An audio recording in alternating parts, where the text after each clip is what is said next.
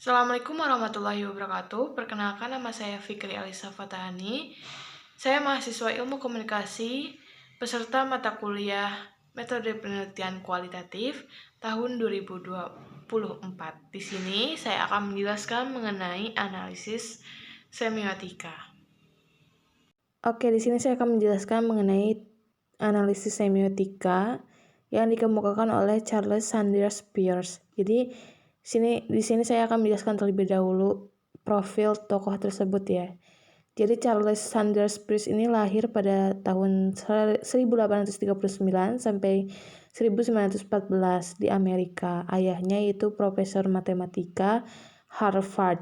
Terus pernah menjadi dosen logika di JHU. Nah, dia juga filosof pragmatisme dan dia juga membuat karya yaitu Bagaimana Kita Bernalar dan Semiotika. Menurut Peirce, penanda adalah sesuatu yang bagi seseorang menjadi wakil dari sesuatu yang lain atas dasar tertentu. Fungsi utama tanda yaitu untuk mengemukakan dan merepresentasikan sesuatu. Penanda selalu terdapat dalam 3 hubungan. Yang pertama yaitu objek atau acuan. Sesuatu yang lain apa yang dikemukakan oleh tanda yang ditunjukkannya, semisal bendanya. Yang kedua yaitu ground atau dasar, yaitu sesuatu yang digunakan agar tanda dapat berfungsi. Ground itu dapat berupa seperti kode, yaitu sistem peraturan, dan yang kedua yaitu konvensi, kesepakatan. Yang terakhir yaitu interpretan, seseorang atau kamus. Tidak ada acuan yang inheren pada tanda. Contohnya semisal mawar di masyarakat barat menandakan cinta, sedangkan di Indonesia apa gitu. Nah, maka itu tuh perlu ground.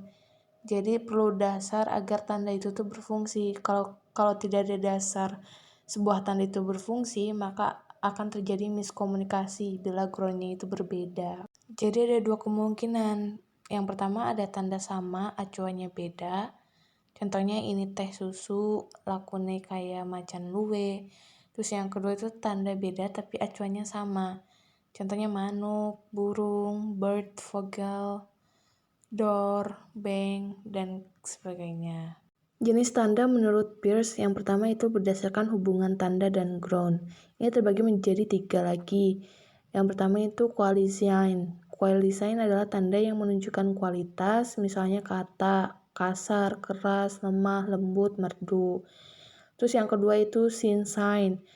Tanda yang menunjukkan eksistensi aktual benda atau peristiwa, misalnya kata keruh pada kalimat air sungai sedang keruh. Terus yang ketiga yaitu legisign, tanda yang mengandung norma, misalnya rambu lalu lintas. Nah, itu tuh menandakan hal-hal yang boleh dan tidak boleh dilakukan. Yang kedua itu berdasarkan interpretan. Yang terakhir itu berdasarkan hubungan tanda dan acuan. Kemudian berdasarkan interpretan. Nah, berdasarkan interpretan ini tuh terbagi menjadi 3. Yang pertama rime. Rime adalah tanda yang memungkinkan orang menafsirkan berdasarkan pilihan. Semisal tuh orang yang matanya merah bisa saja ditandakan bahwa orang itu tuh baru saja menangis, atau menderita penyakit mata, atau kena saber mata, mau tidur, ataupun bangun tidur, kayak gitu.